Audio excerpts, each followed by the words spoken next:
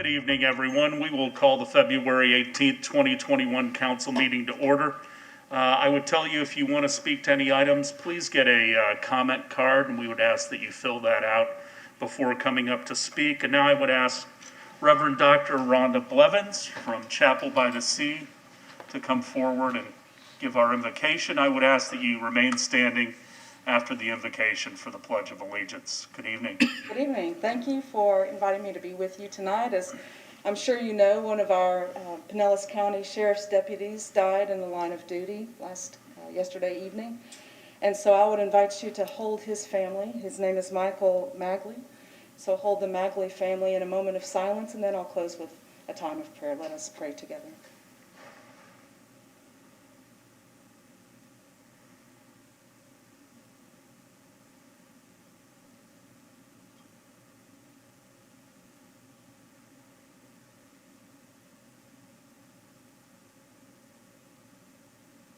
O God of peace, too many officers on the front lines to protect us never make it back to their families. And so we pray for this fallen deputy, Lord, who gave his life for us. And we give you thanks for his life and for his dedicated service to our community. We pray for the Magley family who must now endure life without their loved one. Grant them your peace that passes all understanding. O Eternal One, in a world of violence, we pray for your peace, for our leaders at the national and state level, and for these local leaders here this night. We ask that you would grant wisdom and discernment as they work for the cause of peace and prosperity for all people, keeping them especially mindful of those on the margins of society. Thank you for these who serve their community in this way, and empower us all in the way of unity as we work together to make thy kingdom come on earth, in Clearwater, as it is in heaven. Amen. I pledge allegiance to the flag of the United States of America and to the republic for which it stands, one nation, under God, indivisible, with liberty and justice for all. Dr. Blevins, thank you for coming out tonight, and I appreciate you recognizing the loss of Deputy Magley. It is a tragedy, and I appreciate taking a moment of silence, and I do hope people lift his family up in prayer, so thank you. I would ask if there are any amendments for the minutes of the February 4th, 2021 meeting. Move to approve. All in favor? Aye. Aye. Opposed? Unanimous. At this time, I'd like to open it up to citizens to be heard. If there are any citizens in the audience that would like to speak to items that are not on the agenda, please come forward. We ask you to state your name for the record and that you filled out a card, please.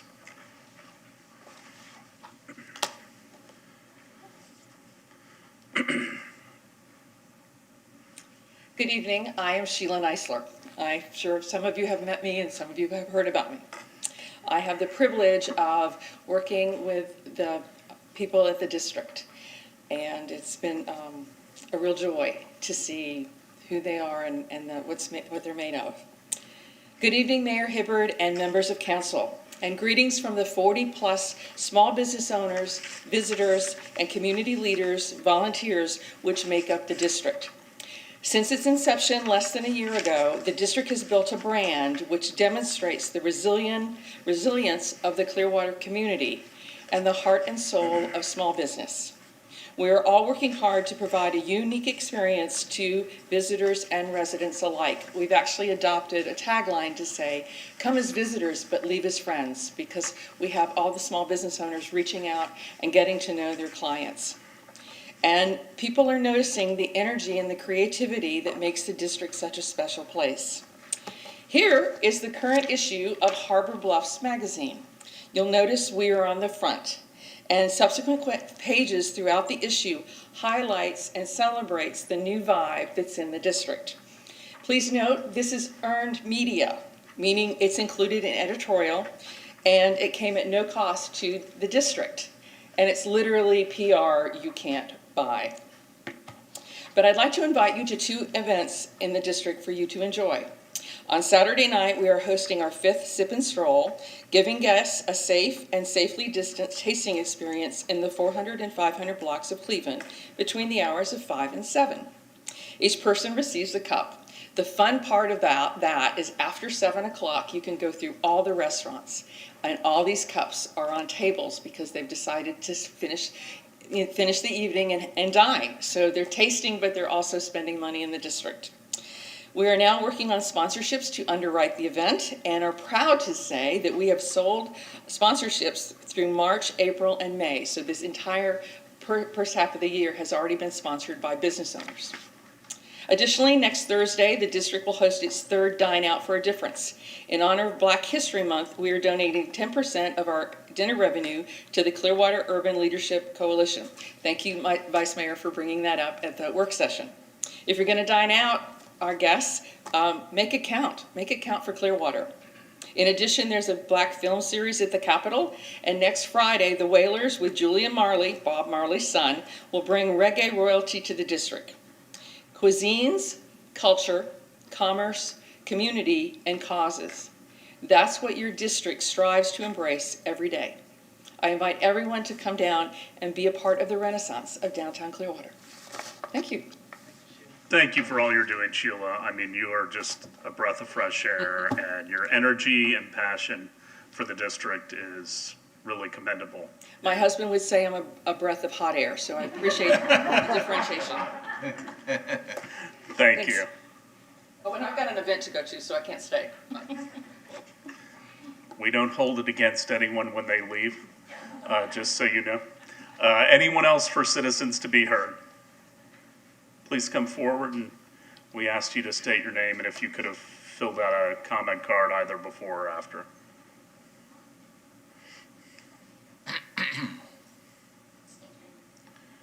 My name is Casey Coleman. I'm a landscape designer, and actually I came to offer my services. I'm actually not quite sure how this works, so I figured I'd just go ahead and ask. I would like to be involved in helping landscape the Pinellas Trail. And I also am a urban design student, so I am deeply interested in the development that is going to be occurring along the bluffs here. So if there's anything that I can do to help or be involved in these projects, please let me know. Thank you very much for coming out. Yeah. There's a gentleman in the back, if you turn around, his name's Jim Hallios, and he is the Director of Parks and Recreation. And his department is responsible for most of the landscaping throughout the city. Okay. And we do partner with the county on the trail. Okay, good. Okay? All right. Thank you very much. Thanks for coming out. Anyone else?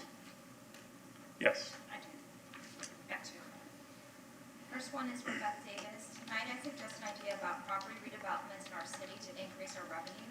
Perhaps the zoning staff could notify the owners of all commercial zoned vacant and maybe not vacant properties with an offer to rezone for affordable housing.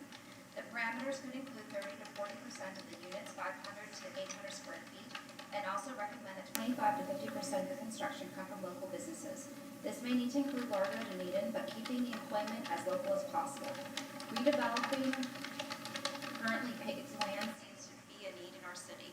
Perhaps there can be a tax breaks in the first 3 to 5 years as the owners, landlords invest to reconfigure current buildings.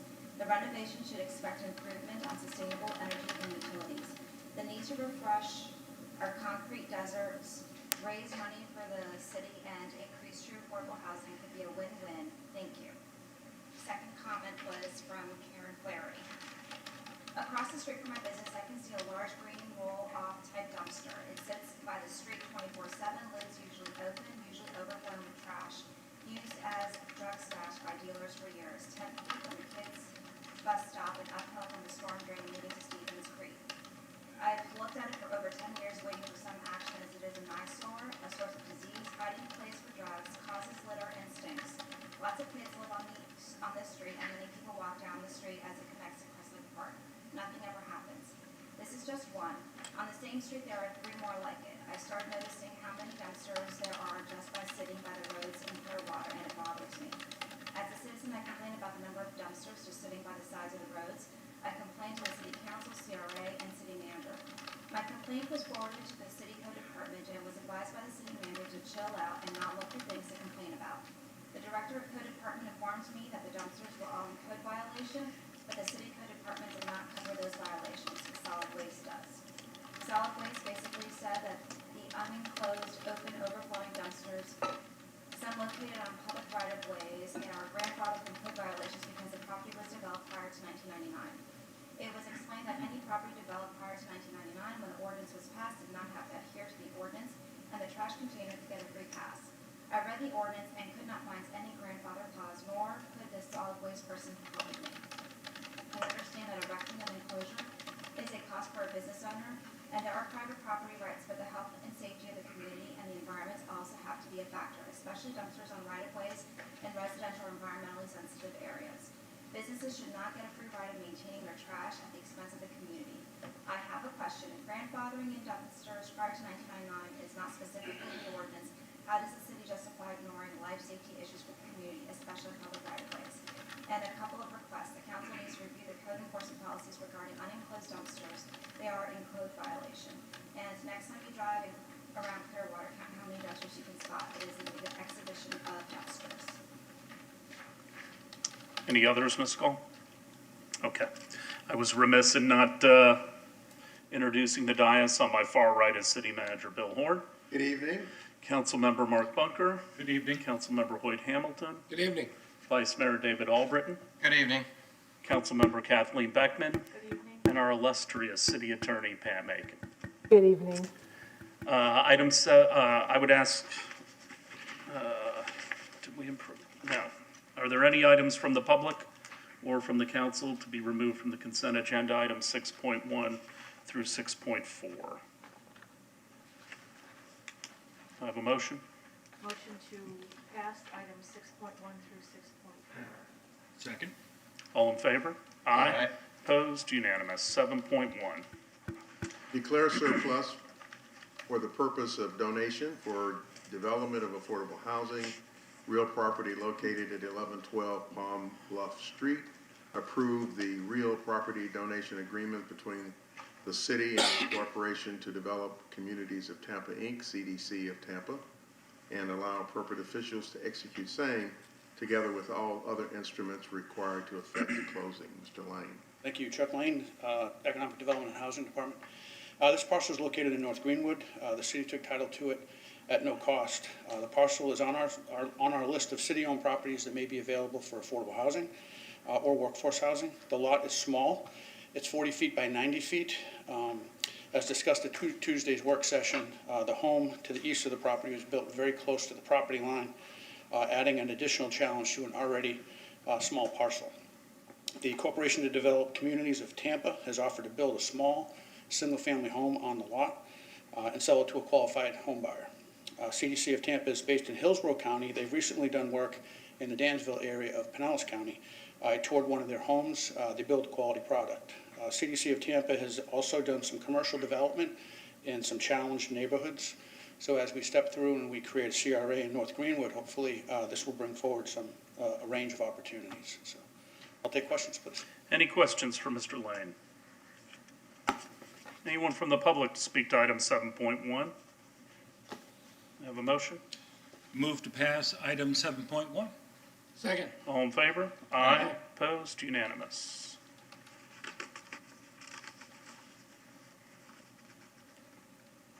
On Nothing to read. 7.1, there's no one. Yeah. Item 7.2. Approve the correction of a scrivener's error in the title block of ordinance 9431-20, adopted on December 3rd, 2020, vacating portions of a 15-foot drainage and utility easement and a 10-foot utility easement, and pass ordinance number 9436-21 on first reading. Mr. Burzak. Good evening, Robert Burzak, Real Estate Services Coordinator. A scrivener's error was made in the title block only of ordinance number 9431-20, where a quarter section was written as northwest rather than northeast. This ordinance 9436-21 corrects the title block in the previously adopted ordinance number 9431-20. Be answered. Any questions? Anyone from the public to speak to item 7.2? I have a motion? Do I need to approve the agenda item first or just go straight to the ordinance? Okay. Move to approve agenda item 7.2. Second. All in favor? Aye. Opposed? Unanimous. Ms. Aiken. Ordinance number 9436-21, an ordinance of the City of Clearwater, Florida, correcting ordinance number 9431-20, correcting a scrivener's error in the quarter section call of the legal description in the title block only, providing an effective date. I move to pass ordinance 9436-21 on first reading. Councilmember Hamilton. I'm just wondering, we're correcting 9436-20, doesn't it become 9436-21? Because in the title it says 9431-20 instead of 94. It is 9431-20 that we are correcting. Oh, and it's becoming 9436. We are correcting it with I ordinance. thought we kept the ordinance number and just moved it to 21. The 21's for the Okay. year. So. I got you. Okay, I have a motion and a second. Anyone to speak to the ordinance? All in favor? Aye. Opposed? Unanimous. 7.3. Declare a surplus certain city-owned real property located at 701 Missouri Avenue North for the purpose of entering a business lease contract with Lutheran Services Florida, Inc. for lease of the site for the Head Start program. Mr. Burzak again. Thank you. The city has leased this site for the Head Start program since 1971, and specifically to Lutheran Services for the last 7 years. Lutheran Services has requested a new lease term through 2036, which will allow them to meet their minimum 15-year requirement to secure federal funding for the purchase of new modular units. In the course of concerning the requested lease, staff was unable to locate historical documentation, but this declaration of surplus is intended to clear the record. Be happy to answer any questions. Any questions? Anyone from the public to speak to 7.3? A motion? Motion to approve agenda item 7.3. Second. All in favor? Aye. Opposed? Unanimous. 8.1. Ordinance number 9419-21, an ordinance of the City of Clearwater, Florida, annexing certain real property located on the north side of North Terrace Drive, approximately 120 feet west of El Trinidad Drive E, whose post office address is 2776 North Terrace Drive, Clearwater, Florida 33759, into the corporate limits of the city, and redefining the boundary lines of the city to include said addition, providing an effective date. Anyone from the public to speak to this item? I have a motion. Move to pass item 8.1. Just the ordinance. Oh, move to adopt ordinance 9419-21 on second reading. Second. All in favor? Aye. Opposed? Unanimous. Ordinance- Go ahead. I'm sorry. Sorry. Ordinance number 9420-21, an ordinance of the City of Clearwater, Florida, amending the future land use element of the comprehensive plan of the city to designate the land use for certain real property located on the north side of North Terrace Drive, approximately 120 feet west of El Trinidad Drive East, whose post office address is 2776 North Terrace Drive, Clearwater, Florida 33759, upon annexation into the City of Clearwater as residential low RL and water drainage feature overlay, providing an effective date. Anyone from the public to speak to item 8.2? I move to adopt ordinance 9420-21 on second reading. Second. All in favor? Aye. Opposed? Unanimous. 8.3. Ordinance number 9421-21, an ordinance of the City of Clearwater, Florida, amending the zoning atlas of the city by zoning certain real property located on the north side of North Terrace Drive, approximately 120 feet east of El Trinidad Drive East, whose post office address is 2776 North Terrace Drive, Clearwater, Florida 33759, upon annexation into the City of Clearwater as low-medium density residential, LMDR, providing an effective date. Anyone from the public to speak to this item? I Motion? move to adopt ordinance 9421-21 on second reading. Second. All in favor? Aye. Opposed? Unanimous. 8.4. Ordinance number 9433-21-C, an ordinance of the City of Clearwater, Florida relating to utilities, amending the Code of Ordinances, Chapter 32, Utilities, Article 8, Gas, providing for the use of subcontractors in the fulfillment of gas services, amending the Code of Ordinances, Appendix A, Schedule of Fees, Rates, and Charges, Section 26, Clearwater Gas System Fees, Rates, and Charges to revise the rates for Clearwater Gas System customers in accordance with 2020 Clearwater Cost of Service and Rate Study, providing an effective date. Anyone from the public to speak to this item? A motion? Motion to adopt ordinance 9433-21. Second? All in favor? Aye. Opposed? Unanimous. 8.5.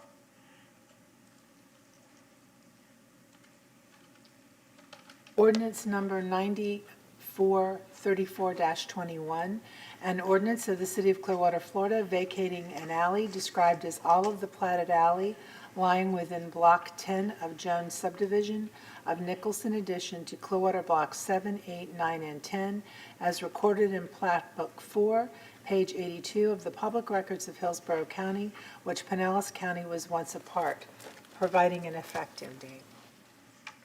Anyone from the public to speak to item 8.5? Seeing none, do I have a motion?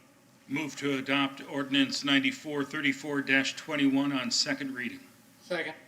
All in favor? Aye. Opposed? Unanimous. 9.1. Confirm COVID-19 emergency proclamation and adopt the resolution 21-07. Good evening, Javon Graham, Division Chief Emergency Management. This is our weekly emergency proclamation extension. We're going to almost a year of this. Excuse me. Even though COVID is not going away, this month actually tended to be a better month. Our numbers are going down, but the emergency still is not over it. Even though vaccinations are here, we still are having issues with COVID and need to make sure that we're prepared. So if there's any questions, I'd like to extend this emergency. Sorry. You don't have it. You don't have it. Oh, no, I don't have it. Any questions for Chief Graham? Okay, do I have a motion? Motion to approve agenda item 9.1. Second. All in favor? Aye. Opposed? Unanimous. Ms. Aiken? Resolution number 21-07, confirmation of COVID-19 emergency proclamation, February 18th, 2021. A resolution of the City of Clearwater, Florida, confirming declarations of a state of emergency, providing an effective date. I move to adopt resolution 21-07. Second. All in favor? Aye. Aye. Opposed? Unanimous. At 9.2. Approve a business lease contract between the City of Clearwater and Lutheran Services Florida, Inc., tenant, for the use of a city-owned property located at 701 Missouri Avenue North for a Head Start preschool, and authorize the appropriate officials to execute same. Mr. Brissett. Thank you. The new 15-year lease term will allow LSF to meet their minimum 15-year lease requirement to secure federal funding for the purchase of new modular classroom units. The city holds no interest in the existing modular units, nor would they with the new ones. Proposed lease rental rate is $1 per year for the term of the lease. Happy to answer any questions. Any questions? Anyone from the public to speak to item 9.2? Have a motion? Motion to approve agenda item 9.2. Second. All in favor? Aye. Opposed? Unanimous. 9.3. Review the value engineered items in the redesigned Coachman Park and provide direction. Mr. Dell.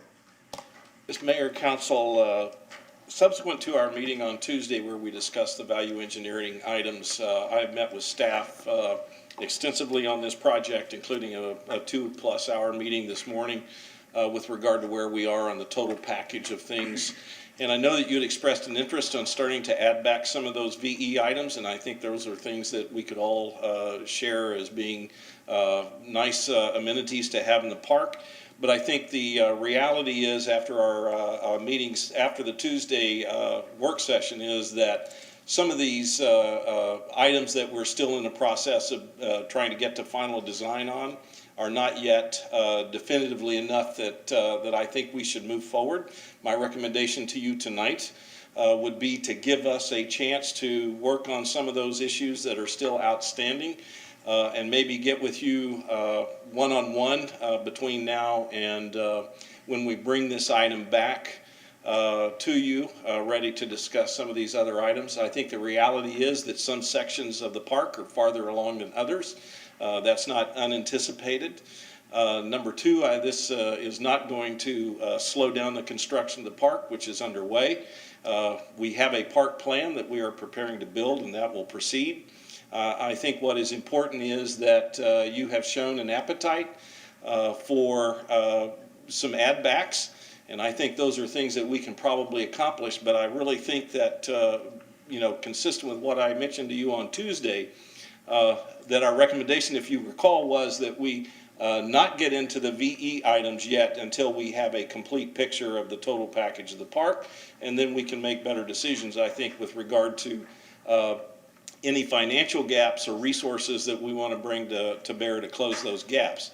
It is not uncommon to have them with a project this size. I think, frankly, we can probably expect some of them, but I want to come back to you with a little better plan at this point for how we're going to address those things, plus what the final designs of some of these matters are.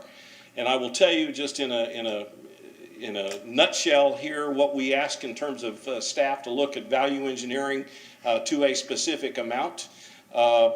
We may not need to have as elaborate systems in all areas of the park as we might originally have thought, but that doesn't mean that we don't want to cover the bases with some of these things, regardless. And so I think we're going to end up in a place where I believe that all of you will be very, very proud of what the final outcome is.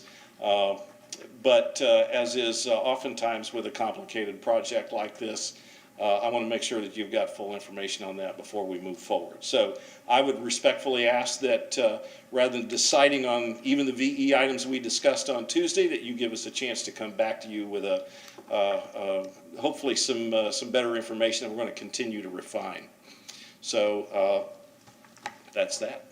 Thank you, Mr. Dog. Well, I fully support that. I think it's the best path and one that we ought to follow that staff is recommending. Are there any questions at this time from council? There may be some folks from the public that did come to speak on this item, so if they have any comments that they want to make at this time, we won't be making decisions tonight, as you just heard, but we certainly would welcome any comments. Well, Mr. Delk's comments notwithstanding, I think that what I heard from the work session was that you're considering cutting back on the playground and the splash pad and shade. And it is my understanding that this park is meant for the citizens of Clearwater, as well as an attractor for the beach tourists and for tourists to come downtown. And as a consumer of good times in Clearwater, I think that playgrounds and splash pads and shade are all attractors. Those are the things you want to keep in because you're going to bring families, you're going to bring people over from the beach. So as a resident of Clearwater, I don't want to see those things go. I want to be able to bring my grandkids downtown and have them play on the playground. And I know that we're not talking about lighting right now, but since I'm up here, I'll talk about it.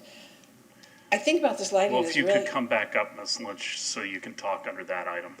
Well, I know. Give me an opportunity to talk and I'll take it. Well, those are my opinions. Those are my opinions on the splash pad, the playground, and the shade. Please keep them in there. Thanks. Well, I think we were talking about adding some of those back on Tuesday, but we'll discuss it in the March meeting. Anyone else on this item?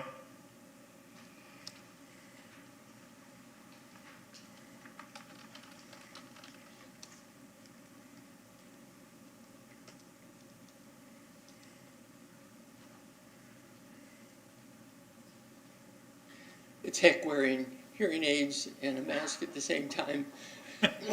Don't want to lose these little bricks of gold. Good evening, Mr. Mayor, council members. I am Bill Johnson. I thank you for the discussion that you had. It was reported in the paper about hitting the pause button, for instance, on the bridge lighting. As you previously did, hitting the pause button on the renovations for this library. Once more, again, it's apparent to me that how the proposed set of renovations are part of a sequential plan to implement an exciting vision for Clearwater's waterfront. It's not apparent to me how these revisions are a part of the sequential plan to implement the exciting vision for Clearwater's waterfront. We all had such high hopes that started with the ULI report back in September of 2014. Yes, they definitely identified that there would be hard work that was ahead and the need to include the entire community in the planning for that project. So the city moved forward with an incredible process of creating a citizens plan for Coachman Park. That was the HRNA process, which generated this document. I don't think any of us expected a full and exact implementation of that plan, but the recent drawings are short of creating the expected, exciting experiences that will attract lots of folks to the park all day, every day, not just when there's a concert. What is apparent is that the recent simplified plans have been developed outside of the public engagement process, the process that was used for previous citizens plan. But that isn't a community-driven vision.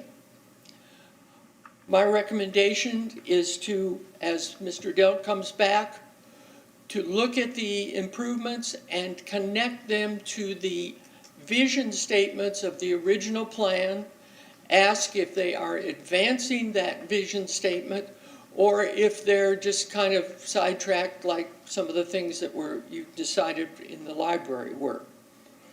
Specifically, the community vision for the gateway portion of the project, please implement things spectacularly well.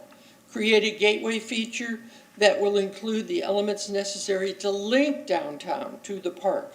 Yes, include water features, shade elements, scenic overlooks. A place more like sunsets at Pier 60. Thank you. Thank you, Mr. Johnson. Anyone else from the public to speak to item 9.3? Ms. Call.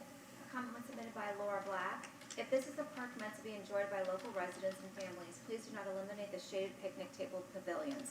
Take a trip to John Chestnut Park on any weekends and you will see the picnic pavilions are very popular and well used. You should consider not only keeping the ones in the design, but adding more if possible. Any shade structure should be functional and to have seating or perhaps small tables underneath. This is a park. I think it would be a mistake to cut back on the planting gardens by eliminating the ground cover and paths. There looks like there's a lot of concrete in the park. Please keep all of the trees, plants, and paths. While watching the work session video, I heard someone say they eliminate 50% of the trash receptacles. This is a mistake. Please add them back. And be sure to include both trash and recycling receptacles. Convenient restrooms are also very important. There seemed to be a question about whether the ones near the amphitheater would be open at all times. I am in favor of eliminating both the Intracoastal Water Stairs and the Civic Gateway Water Stairs, but going ahead with the bridge lighting project. The lighted bridge would look beautiful not only from the park, but also from the surrounding areas. It would be a memorable and iconic addition to our city for both residents and tourists. Any others? Okay.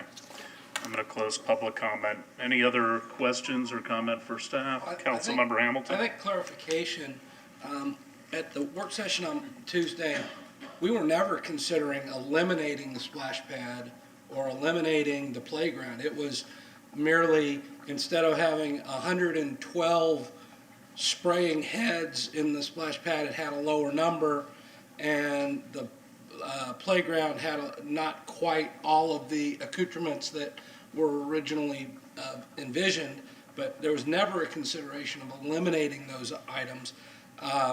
And as I recall the conversation, we actually were talking about putting some, doing, not necessarily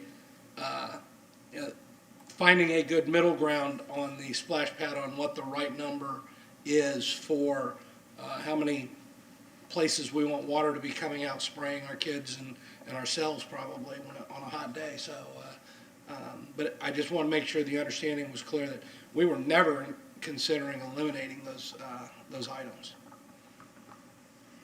Other comments or questions? Are you looking for a motion to continue?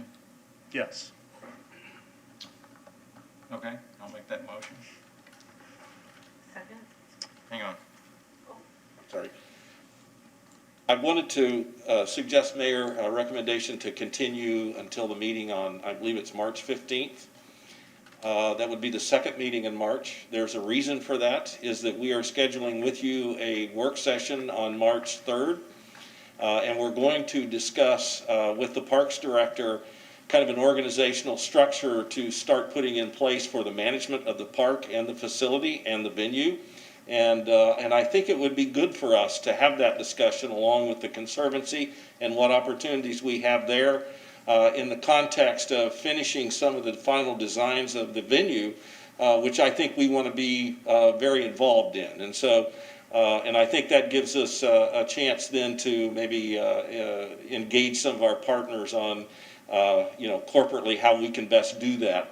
Knowing that we're going to take the facility on management. So I would suggest if it's okay with you that we maybe look at March 15th as a continuation date certain. So the 15th work session, 18th council meeting. Yes, sir. My apologies. Vice Mayor, did you have a question? Well, that was my question. Okay. Those are the dates. Okay, so there is one other thing that I would also like included, because there's been some questions about picnic tables and things, and some people have accused me of wanting to eliminate all the picnic tables and whatnot. I would like the chief or somebody else, when we're having a discussion, to chime in a little bit about, this is always a tender subject, but we want to be a family-friendly park. We want to be a place that people are coming year-round. You always do have to be aware of making a space that is very inviting to the homeless, which we like to take care of, and we have many programs, but there are also times when they scare off other people, specifically families, and I also want to be cognizant of that as we design the park. I know that the designers have thought about that, but it's something, Chief, whomever would weigh in on that, that's one of the reasons on the picnic tables and some other issues. Part of it is a policing issue and enforcement, but I also believe in environmental design that thinks of it as well, so. Excellent point, and this, notwithstanding what it seems some people may have the impression, there is no shortage of amenities that are going into this park. So those have to be considerations, and that's a very good point. Thank you, Mr. Dog. All right, I have a motion to continue until the work session of March 15th. yes. Do I have a second? Second. All in favor? Aye. Aye, opposed, unanimous. 9.4. Authorize commencement of the Memorial Causeway Bridge lighting project. Approve the transfer of $1,485,000 from general fund reserves at first quarter. Authorize a community aesthetic feature agreement between the City of Clearwater and the Florida Department of Transportation. Authorize the appropriate officials to execute same and adopt resolution 21-06. Mr. Hubbard. Evening, Mayor, councils, managers, and staff and citizens. I am Christopher Hubbard, Cultural Affairs Coordinator for the city. Identified in its 2014 ULI report, the lighting of the bridge serves as a gateway that could attract people to waterfront and downtown that might not otherwise come there. We have, since council's authorization, contracted with H.W. Lochner to design and engineer lighting that enhances the bridge architecture and goes with the decorative features that are proposed for the park. When the amphitheater was relocated in the park, plans were updated to incorporate the repositioning of that amphitheater. And we changed our plans as far as the engineering to install lighting independent of Imagine Clearwater with permanent installation once the project begins construction. The conduit would be laid and routed out to the back of house within the amphitheater to allow for a permanent control that city staff would be able to control and adjust the lighting per council direction. The project is imminently implementable. The community aesthetic feature represents the last stage of the Florida Department of Transportation process, which is where we're at today. And I wanted to say that we've had a few things that brought us to this point. We have created the plans and brought those before the Florida Department of Transportation, as well as U.S. Coast Guard, and received permit approvals for both of those. We also have the engineer's estimate, as well as maintenance estimates and a engineer's CEI estimate for the project. But I should reiterate that these estimates are just that, and that authorization to proceed for this project would allow Skanska to produce a GMP that would include construction administration and certification costs that would come back to council for consideration before we moved further on this project. What we're asking for at council tonight is to authorize the commencement of the project to allow us to move further and authorize that GMP for Skanska to create. We're also asking for the transfer of $1.485 million to fund this project in its iteration right now. And then there are two separate but also twinned requests from the council. The first is to authorize the community aesthetic feature between the city and the Florida Department of Transportation to allow us to further implement this project, and to adopt Resolution 21-06 that sets forth the replacement and return costs to return the bridge to its previous status should the department request so. I just wanted to sum up, and aesthetically speaking, this project represents an opportunity to distinguish Clearwater from our neighbors and to provide a big win in the form of a world-class backdrop for Imagine Clearwater. The lighting of the Memorial Causeway serves as a visual gateway between downtown and the beach and elevates an iconic landmark of downtown to a symbol of revitalization that will no doubt be photographed and shared worldwide. While similar regional projects have been successful, only the Sunshine Skyway, which cost approximately $15 million, is grander in impact than what we have for our bridge. The bridge is a unique architectural feature, and the lighting would complement the design of that structure. Lastly, Mr. Delk and I have discussed an operations policy that will again be brought before the City Council to ensure that procedures are in place to mitigate public concerns, such as the changing of colors and establishing nightly illumination times. Similar in design and code relating to the restriction of amplified sound and quiet hours. With that, I will answer questions to the best of my ability. Any questions for Mr. Hubbard at this time? Vice Mayor? Yeah, a couple of questions. Have we already acquired a permit for this, or are we in the process of acquiring a permit? We're in the process, the final stage with DOT. We have all of our subsequent engineering and permitting designs done. The last in this process is the community aesthetic feature, which is largely related to public art installations or signage, similar to the monument out on the Causeway, on the Courtney Campbell Causeway, or any kind of signage features that we have over DOT roads. Okay, and my other question would be, how good is the permit? How long is the permit good for? Once the community aesthetic feature is enacted, we have 2 years to act on that, to implement it. Otherwise, we can go back to the DOT and request either an extension or continuation. After 2 years? After 2 years. Okay. And how much do we have to keep in reserves? I understand we have to keep some money in reserves for if they say they want to have us put it back to the condition that it's in now? Yes. That is approximately $85,000 for removal and replacement of the original. Is that part of this 1.4? Yes, it is. Okay.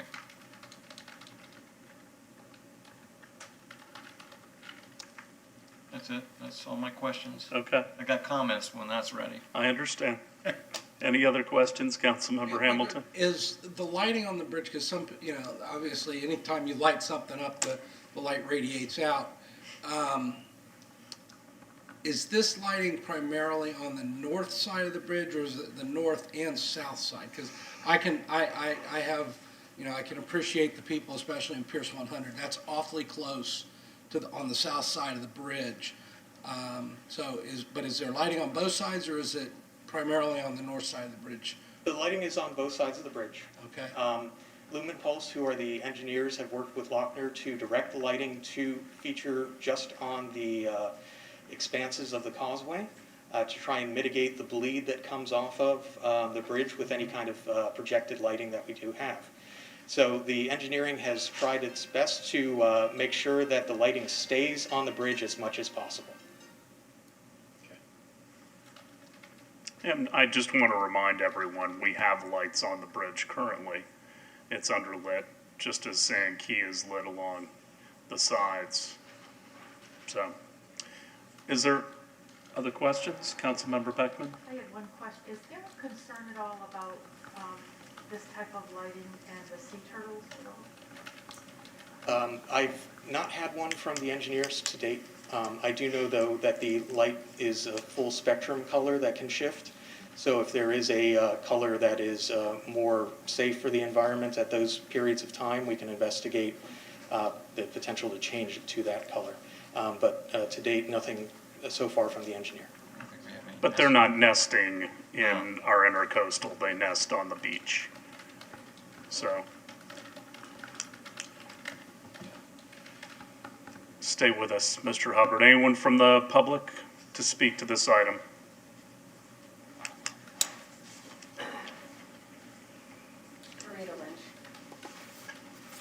If money were unlimited, I could see why some people would think this is a great idea, but money is not unlimited. And although it would probably look pretty, it would only look pretty. It wouldn't be anything to draw people downtown. It wouldn't be anything that people could interact with. It wouldn't be anything people could play on. Our big draw in Clearwater is our water and the beach, the intercoastal. And in my opinion, our money would be better spent to make sure that our water is of good quality and that our park that we're building has as good interactive, is a big draw for families. And the other argument I would have against this is I have seen bridges when the lights go out and it looks terrible. It just looks terrible.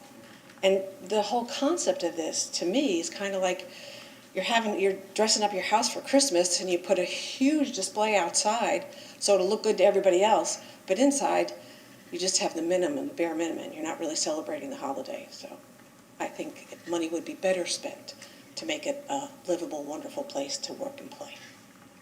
Thank you, Ms. Lynch. Anyone else to speak to this item? Okay.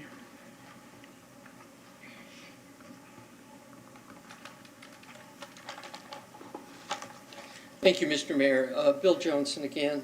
Let me start off a comment on this, that the lighting on the bridge at Gulf to Bay and 19 is degraded. I don't know what's happened to it, but it's just kind of there, halfway there.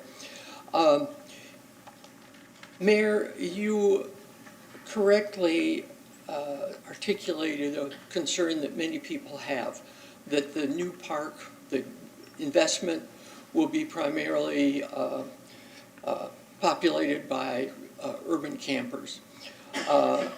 The best solution to avoid that is to have a lot of people there doing other exciting, fun things. And again, that's during the day, not when there are concerts. And so the question is, would this project, you're taking it from reserves, but reserves can be used for anything. Would this project divert money away from the terrific park experience that we're trying to create here that's going to really enhance the downtown attractiveness to residents as well as visitors, to residents and to businesses? So let's not shortchange anything. Mr. Delk said there's a lot of amenities there. Well, let's see them. I look forward to doing that. And thank you very much for listening to me twice in one night. I appreciate that. Thank you. Thank you, Mr. Johnson. Mr. Delk, you wanted to add something? Is there anyone else from the public to speak to this item? Last one. Okay, no? As many as you have? Maura Hedrich submitted a comment. Mayor Hibbert and council members, thank you to Mr. Horn, Councilmember Beckman, the city attorney, and others for following the CDC and Pinellas County health guidelines and wearing a face covering indoors. It's important to model health guidelines for Clearwater residents. The Memorial Causeway Bridge lighting project sounds like a beautiful addition to the Imagine Clearwater project. Unfortunately, the impact may be more negative for numerous residences who face the bridge, and it will have a direct impact on their resale values. Has anyone from the council or city spoken to the Island Estates HOA about the proposal, or the Oaks, Harbor Bluffs, condominiums, Pierce 100, Clearwater Point residents, to name just a few to get their feedback? Do they know that a decision is being made tonight? The $1.4 million could be better used for the Imagine Clearwater project by including strategically placed shade shelters that could double for vendor space. Solar panels to the shelter would easily add power for the shelters. The St. Pete Pier has been successful in accomplishing shelters, and so can Clearwater. Although the lights might look beautiful from the park, the lights won't look so beautiful from someone's living room or kitchen at 10 p.m. every night. Thank you, Ms. Call. Anyone else? Mr. Delk? I was hesitant. I probably maybe should have reconsidered, but I'm here, so You have 3 minutes. No, I'd just like to follow up on two things that Chris had commented on. I think one is the policy. He and I have talked about the policy, and I think, it may be that during the week at 11 o'clock or whatever the time that we're comfortable with, we go back to the typical Coast Guard lighting of the bridge. On weekends, maybe we keep it going until midnight. These are programmable, high technology systems, and they're very user-friendly. We can do that. The other thing I want to comment on is that as we talk about amenities and what draws people to the waterfront, we have probably one of the most iconic, unique, underutilized waterfronts in the region. This bridge is an iconic piece of architecture just like it sits there today. It's beautiful. It's beautiful at night from land. It's beautiful at night from the water. And it's beautiful during the day when you drive across it and you look at it. Cities have used their architectural gems of bridges and these things as community amenities, things that add and liven their waterfronts all over not only the country but the world. And what I would suggest to you is this is one of those other successes that we have an opportunity for. And the only reason I'm making somewhat of an impassioned statement here to close out is that we have spent a lot of time, and some of your and the taxpayers' treasure, all of our treasure, to get us to this point. It is something that we can finish. We can finish it in the context of the park, which we're going to build a beautiful park. And I think we can manage the asset in a way that will not offend our residents and our community. So I think this is an opportunity. It would be general fund reserves, and I know that we want to come back and we want to talk about the park, but let's put all that in context. You have a lot of things on your plate that we want to talk about. We're going to be engaging that in the strategic session that we're planning with you, and we're going to put all of this in a context, including coming up with a comfortable investment in the public waterfront and the park and the music venue that we want to provide to continue to be a world-class music destination and waterfront destination. So I would encourage you to give some consideration to the impact of this project and its relationship to your park and your downtown. Mr. Delk, let me ask you one other question, because I'm already on the record that I would like to wait on this project. Okay? I think we need to keep the main thing the main thing. And to me, the main thing is the park itself. And I really do appreciate all the work that Mr. Hubbard has done. I understand working with FDOT is not always easy. In fact, it's extraordinarily difficult. And I believe this can be a great project. I just don't know about the timing right now. But let me ask you this. I am interested in putting the infrastructure from wherever it will come from the bridge to the control panels. That I want to make sure is included. because I know after the fact it would be expensive to go underground and wire things. So that to me is important, because someday I think this project will be done.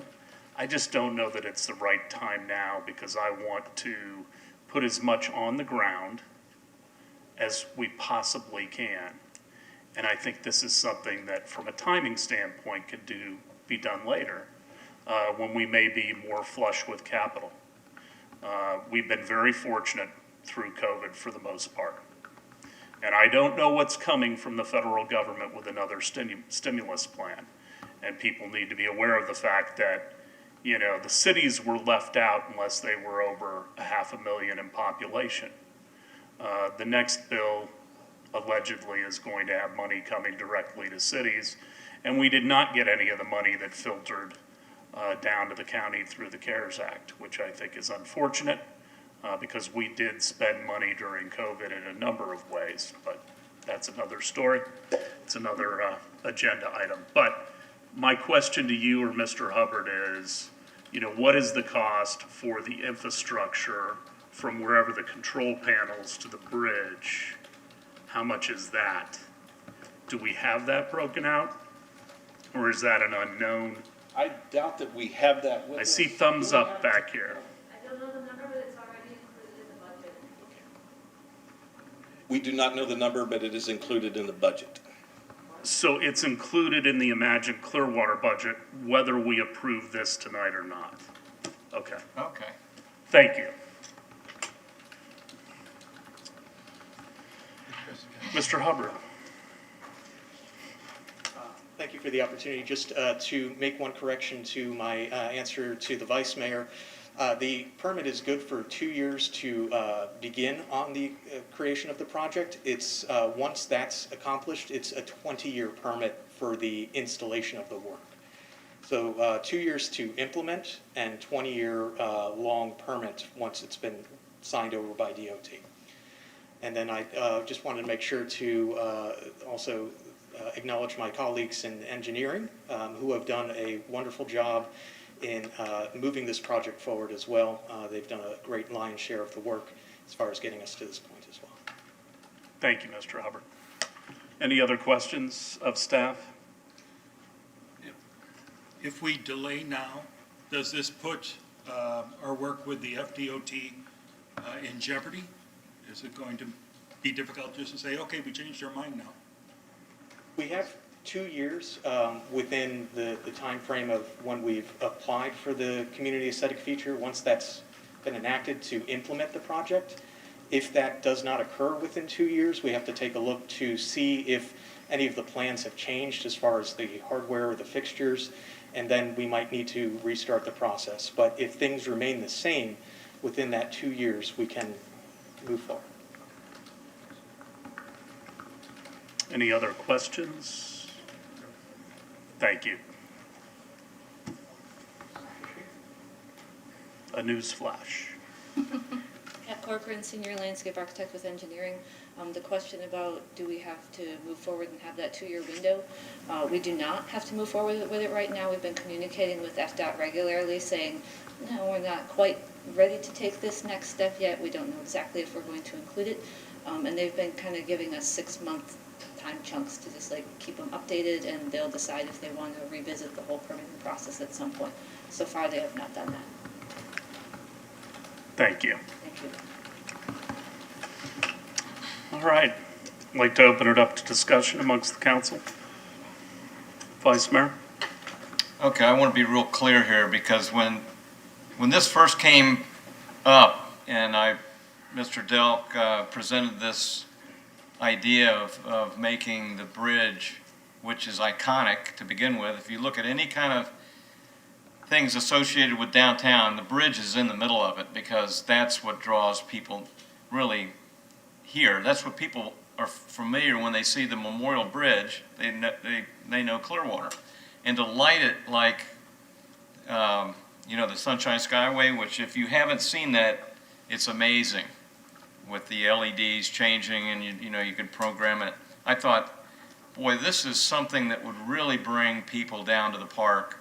I mean, I can imagine, even if the park didn't have some amenities that I think we're really hoping that we'll get a lot of nice amenities for families down there, but that's going to bring people down because you can't see it driving over it.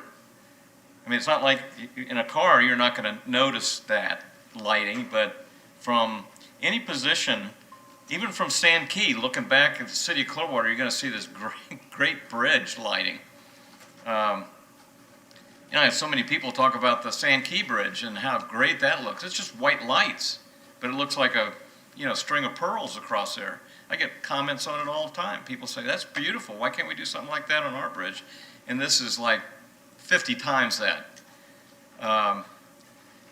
So I've been thinking a lot about this with the comments that I've been getting through email and the discussion items. And I guess the main thing that kind of bothers me the last, I'd say, probably 4 or 5 months as we start to really get into the final bit of this park that is like 10 years in the making,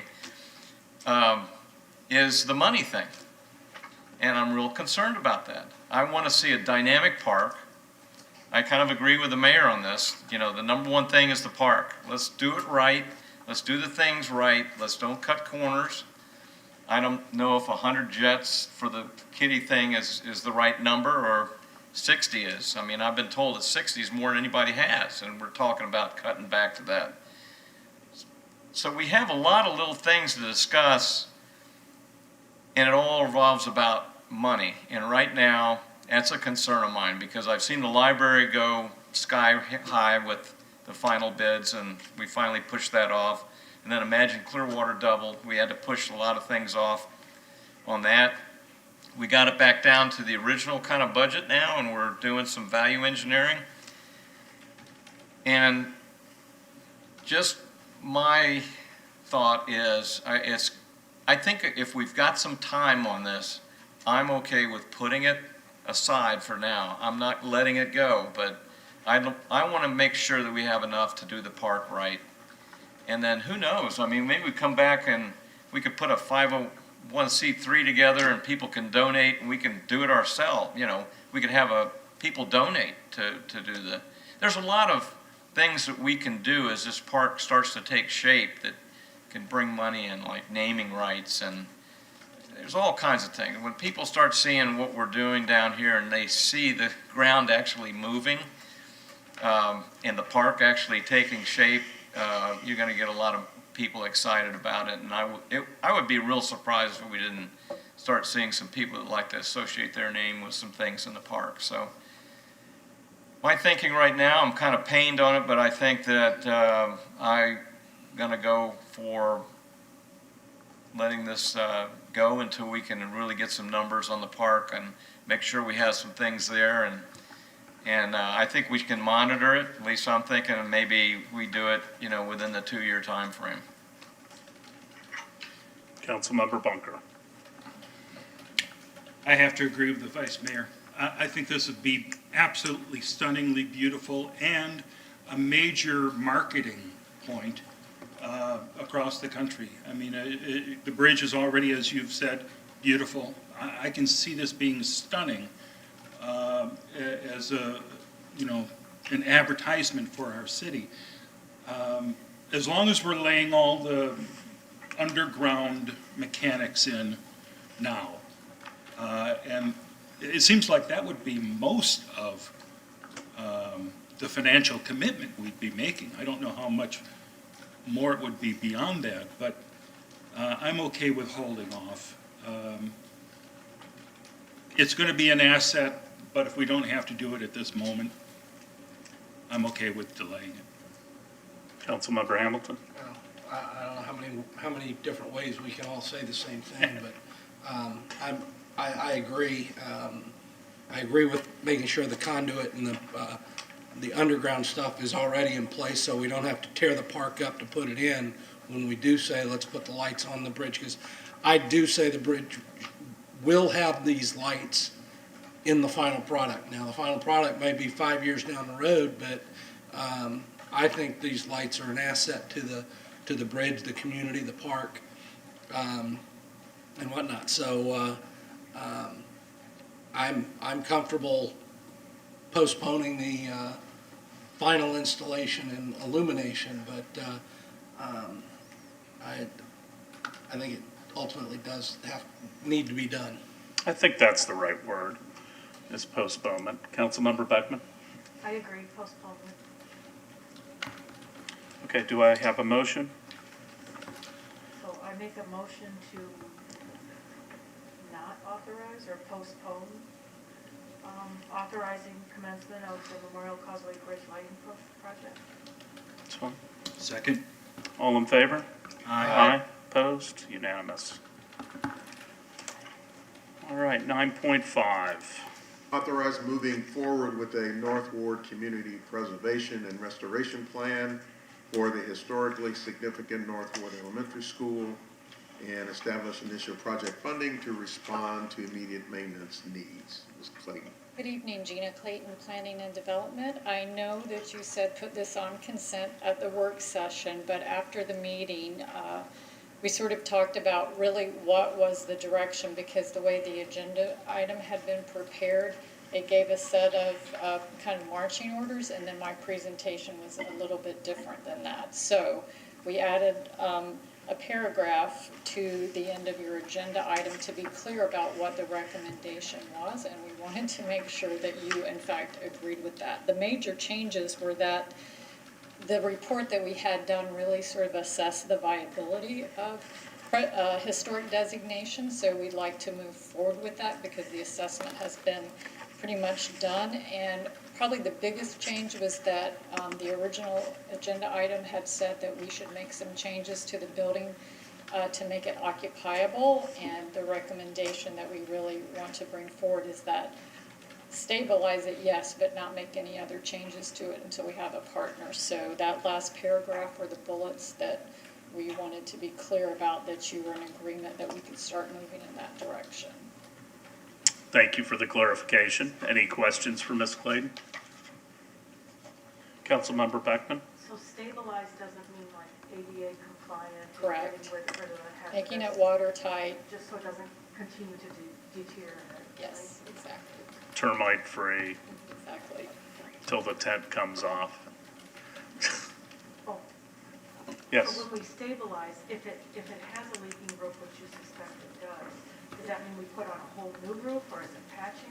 No, we're gonna patch it. I think they've already found about 13 points for where some water might be coming in, so it's really just to stabilize it, because we want to make sure that whoever replaces the roof, it's done historically accurate.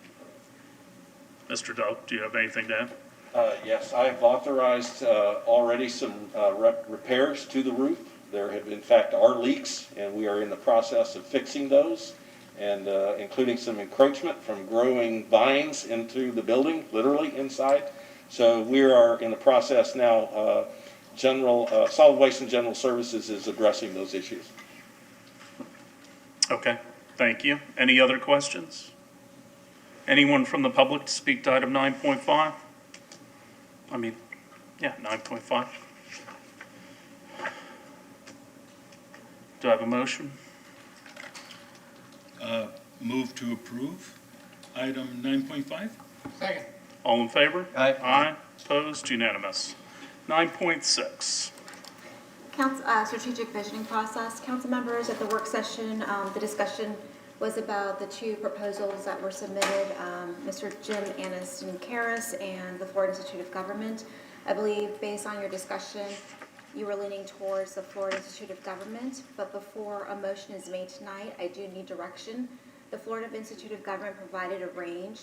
Mr. Aniston's cost was $39,500, but the Institute provided a range that started at $39,600 to $55,900, and that is based on 3 optional items that were included in the proposal. One, the base price of $39,600 does include 1 community forum. If you wish to have a second community forum, that would be at an additional cost of $2,000.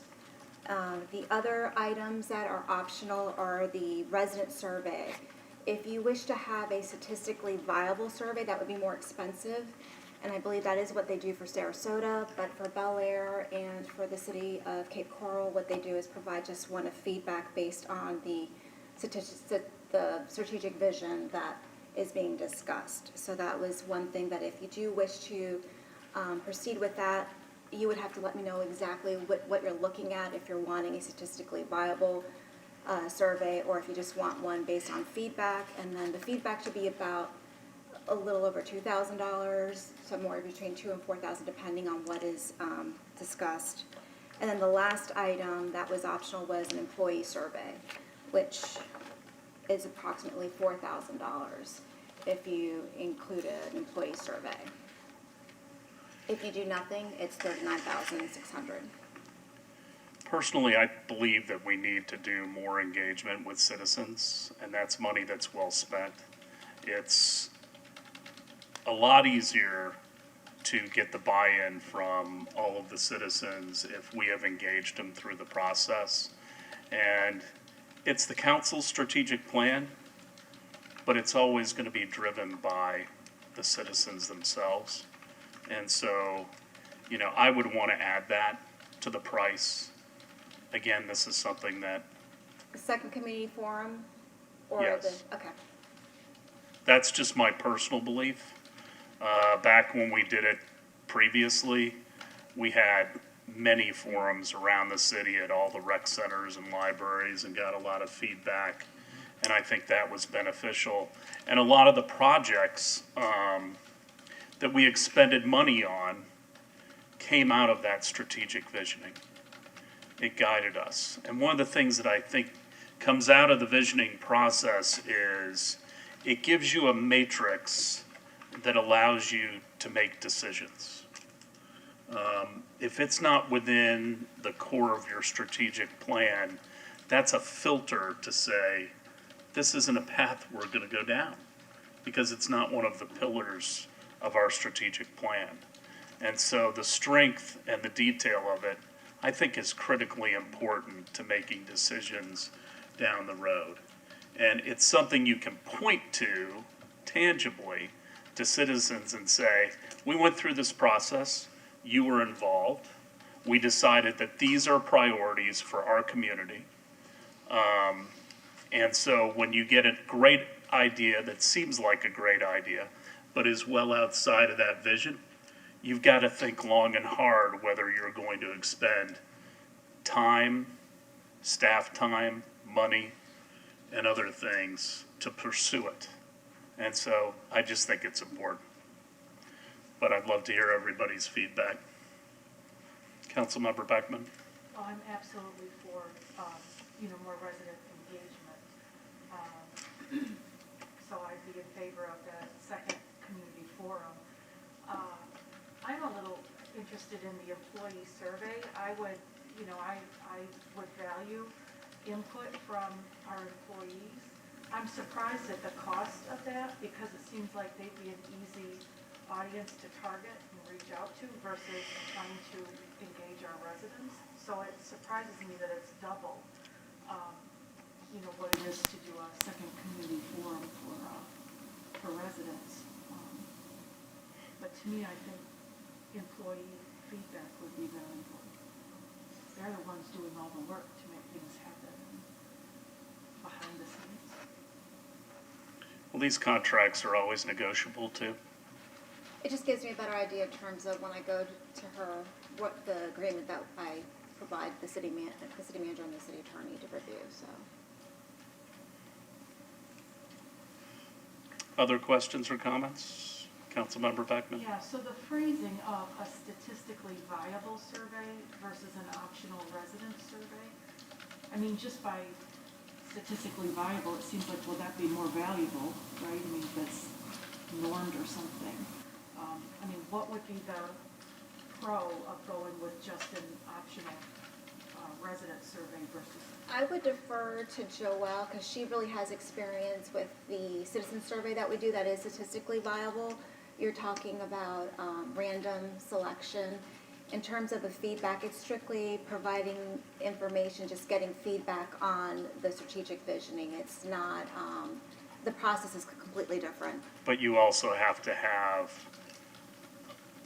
a population that's large enough to be statistically Exactly. viable. Joelle Castelli, Public Communications Director. A lot of times when people do surveys, they are an opt-in. So it's your people who are coming to your website, they're coming to your social media, they're already engaged residents. And when you're surveying them, that information cannot be extrapolated to your entire population because those are the engaged residents. And most of our most of our residents are the silent majority. So when you do a statistically valid sample, you want to have residents from all over that you can then say that this data applies to all of our residents with a certainty of 95%. Wow. That's gonna take a lot of work to get Right. people to engage who don't normally engage. Right. I think that's valuable. It is valuable, and people don't like answering surveys anymore. They don't answer phones and other things, so it is more work than it used to be. Do you think it's more valuable? I mean, do you think it's worth paying extra for that? I personally don't put very much value in the results you get from a non-scientific survey. So when we ask people, tell us your opinion about this, and it's them going to our website or going to our social media and filling it out, they can over answer, they can, they call it fix the box, they can do a bunch of times so that they're putting their opinions, and the results are skewed, and then it's not a representative it's not representative results of your population. Do you think it would be worth it to do the statistically viable survey? What was the cost? It's a range, so it can, if it's statistically viable, it could be 4,000, or maybe a little bit over 4,000, depending on the. $4,000? Mm-hmm. The ones I do are 30 to 40,000. We need to talk to them about who they Well, you should look at the details of the contract then, make sure we're getting what we expect to get.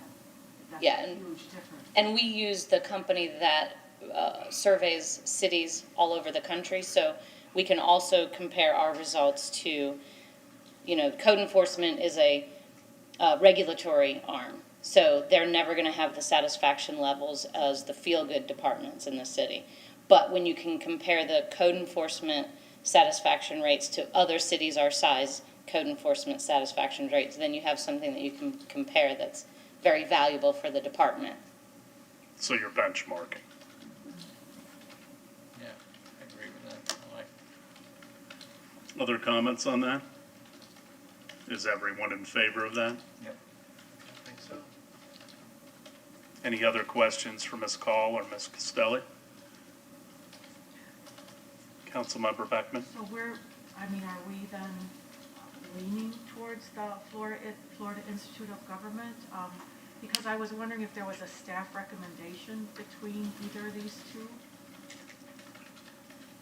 I do not have a staff recommendation for it. I think that was really, it's council's initiative to pursue the strategic visioning, so it really is up to what council feels comfortable with. I just can tell you that both have been used by other municipalities in Florida, and both came recommended by the Florida League of Cities. I already stated that I prefer the Florida Institute of Government, but I also want to open it up to any citizens that may want to speak to item 9.6. I like the timeline of the Florida Institute, it was a little longer. I have to echo what Bill Johnson said. Thank you for having me up here 3 times. It's been a long time. I think I'm making up for lost time, but I'm COVID immunized, so it's okay. I can be here. Congratulations. Thank you. I'm very happy about it. It's a great sense of freedom. So first of all, I know it's very early, but I just want to say that whatever the strategic vision ends up being, it really should include environmental stewardship in it. It doesn't presently have that. Many of our communities around us does have that. It's the preeminent issue of our time, and it is our asset. It is what we are about. We are Clearwater. We're about water, and environmental stewardship is essential to our way of being, our economic infrastructure, everything. So I know it's down the road, but that should be in there. I also have a question about the RFP process, because I only see 2 presentations, and I understand there was a third one, but that person withdrew for personal reasons. And I am puzzled, I guess, and it could educate me. There must be more companies that do this kind of thing. There must be more than 2 or 3 companies in the state of Florida. So is the RFP process the typical process where an announcement is made and then whoever wants to can apply for this job, or how does that work? This was not a normal RFP. Yes, don't be puzzled by it. I made a decision not to use the RFP process, so that's why it wasn't used. Okay. Is it within fairness to ask what the difference is for this process as opposed to other processes? Well, since I've been here almost 20 years, and this will be at least our third strategic planning process, my experience working with councils is what has driven me to use this approach. You know, strategic planning processes are not the most popular activities among elected officials. Imagine that. Yeah, and so in this particular case, I felt that because of our experience and because we really want the facilitator to really motivate the council to really dialogue among itself to arrive at what it felt were strategic priorities. You know, sometimes these processes get a little bit stiff, they get a little bit mechanical. And my experience working with all of the commissioners and councils that I have worked with, to include this group we have right here, you know, I wanted us to select someone who would, in my view, would be successful. So All right, thank you for that. that's why I did. Okay. But, you know, again, you could have had another manager sitting in his seat and decided to go that route. So it's you know. Well, that explains it. Thank you. Thanks. Other questions or comments? Come, please.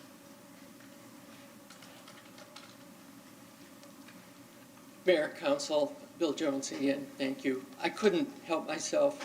Mayor, everything you said about having a strategic plan and filtering the things that you're going to move forward on, I think you're absolutely correct on that. I don't know these people that you're choosing from. I do know that Dr. James Moore, the strategic plan that we did at the time, I thought was very successful. The plan that we put together with John Street Matter just never really took off. Was that because of him or because of the council members at the time? I don't know. But please pick somebody that's really good, because this will lay the foundation for 10 years. Thank you very much.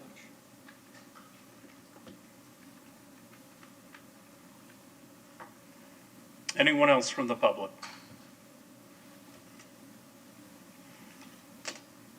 All right.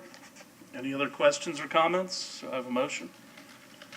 I would make a motion to move forward with our strategic visioning process using the Florida Institute of Government as the facilitator.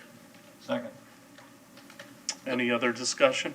Just to confirm, to make sure, so statistically viable citizen survey, a second community forum, do we have consensus on the employee survey?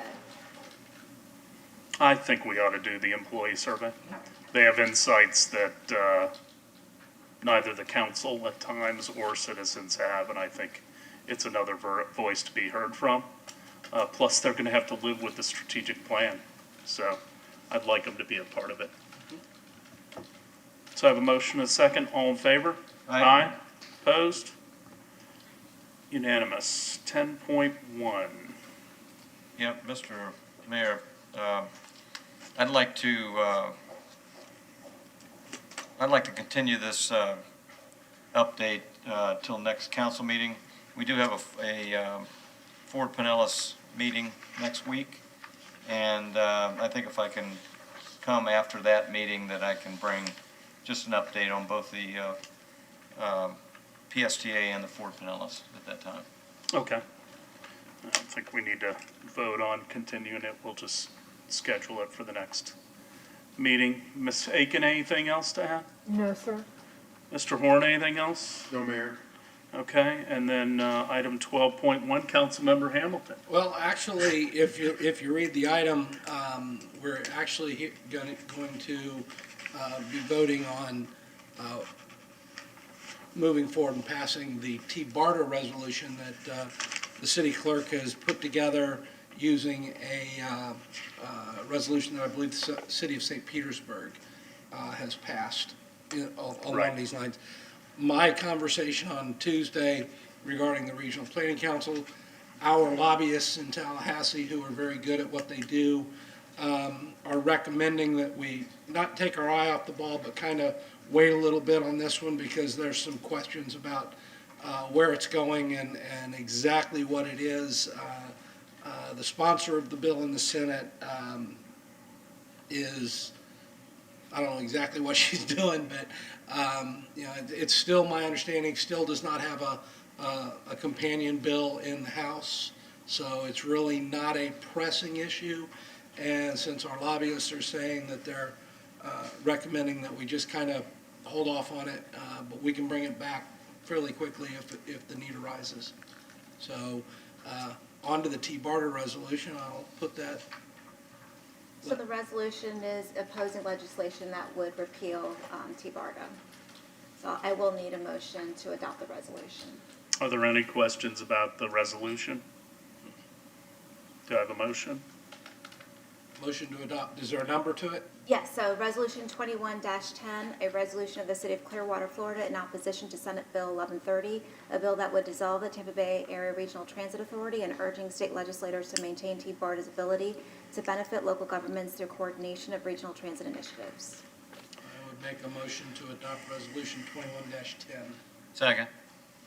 And like I said on Tuesday, I mean, I served on this for many years. I think it's a shame that T-Barter did not have really the fundraising capacity, the authority to raise funds, nor did the legislature ever give it the funds that it really needs. But it still has done good things and brought the entire region together, because our MPOs are not. They communicate some, but I just think it's important to keep it, and hopefully it would be fully fed at some point down the road. Is there anyone to speak to this item? Seeing none, I have a motion, a second. All in favor? Aye. Opposed? Unanimous. All right. Closing comments. Start with the Vice Mayor and move to my left. Yeah, I just wanted to say, again, I'm keeping my eye on Tallahassee. Seems like every year they try to take more of our home rule away from us on a lot of issues that I think we really have better judgment over what our citizens want. And so we're kind of keeping an eye on that. And there's a few bills that are in meetings now that would take some of our home rule away, and I'm hoping that those will not pass and they'll kind of die out. So maybe as we get a little bit further along, we can keep everybody updated on what's going to be happening on those. Councilmember Beckman? Yeah, in my efforts to continue to connect with residents and reach out, I'm going to have a meet and greet this Saturday at Morningside Meadows Rec Center outside. It's at 10 a.m., so I invite people to stop on over. We'll be, again, outdoors, so bring a chair and wear a mask. And then this weekend, there's going to be the second painting of a street mural intersection in the Skycrest neighborhood, and I hope to help with that on Sunday. It's been changed from a Friday sketch to a Saturday paint to a Saturday sketch and draw and a Sunday paint because of the weather. So if you'd like to stop by, Sunday is the painting from 9 to 4. And I worked on the Lake Bellevue one, so I would suggest you bring a knee pad if you have it, and or a yardstick, so you can take the paintbrush on the end of the yardstick, and it just makes it a little easier. We did that. So I hope you have a good weekend and stop out and join us. Councilmember Hamilton. The only thing I can say is, historically, once we're past Valentine's Day, that is our spring season kicks in. Roads, we will definitely see an increase in traffic, so have a little patience. Not sure exactly what our spring season will hold, given the severity of the pandemic and uncertainty of that. We'll see how it goes, but just everybody be careful and be courteous. Councilmember Bunker. I'm sending out thoughts and prayers to everybody in Texas and across the country who are facing some rough conditions. I hope that the Texas government, local and statewide, does right by all the folks suffering under the brutal cold they're going through. Also, 2 weeks ago, before this last meeting, there was a news story that David Gentili was arrested. He's got an office 2 floors up from City Hall. He's been accused of some $1.8 billion Ponzi-like scheme. Today's news story talked about 13 million documents plus that the FBI has that they're turning over to his defense team for the upcoming trial. Be interested to see how much of that money, perhaps, don't know this for sure, but perhaps maybe some filtered into businesses downtown. So it's an intriguing situation that we've got going on here. Thank you. Again, I just want to send out our prayers to Deputy Magley's family and the entire sheriff's office as they're dealing with his loss so unnecessarily yesterday. Exchanged texts with the sheriff, and it's just a very difficult time for all of them. The city manager and I had the privilege of going to the groundbreaking of Clearwater High School today. It's going to be a 30-month project, but it is going to be remarkable. Mr. Masterides, the principal, will be here at the next council meeting. He's not going to come to the 18th. He's going to come to the 4th and give us an overview of the entire project and what all the citizens and students of Clearwater can expect. It is going to be a beautiful representation for Clearwater on Gulf to Bay. The school was originally built in 1954, and it's time for a redo. So we're looking forward to that. Also want to thank the vice mayor and the city manager for going out to the flag football event that we had out on the beach that was associated with the Super Bowl. We had a really great group of folks from all over the country that came in for this flag football game, of course, in celebration of the upcoming Super Bowl. It was telecast on ESPN for 2 hours, so people got to see beautiful Clearwater Beach while they were freezing everywhere else. But that was followed up the next day, obviously, by the greatest treat we've had in a long while. 20 years when the Bucks won the Super Bowl in incredible fashion. So we congratulate and thank them for what they've done. Little League's going to be opening this weekend. It's not going to be normal. Nothing's normal, right? So they're going to be opening on Saturday, and we're looking forward to doing that safely. Our Parks and Rec department has worked closely with them, and we think that's possible, but we're not going out for our normal opening day.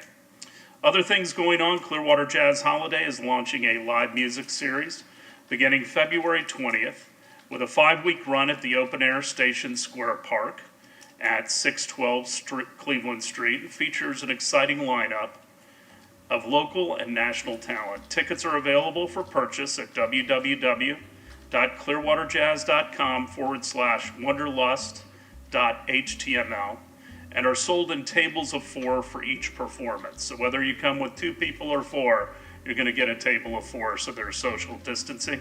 The city's Downtown Development Board recently approved $30,000 in support for this series.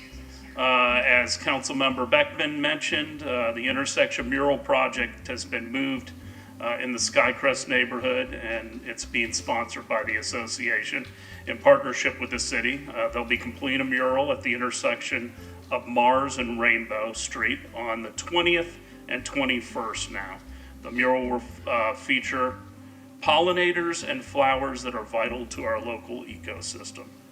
An introduction to Florida-friendly landscaping and sustainability conference, session 4. This session will discuss how to select the right plants so that you can protect our precious resources, save money, and have an attractive low-maintenance yard. This is led by Doris Heitzman, Florida Friendly Landscaping Program Manager at UF and the Pinellas County Extension. The session will take place on February 23rd at 7 p.m. Registration is required, so sign up at www.myclearwater.com/BBN.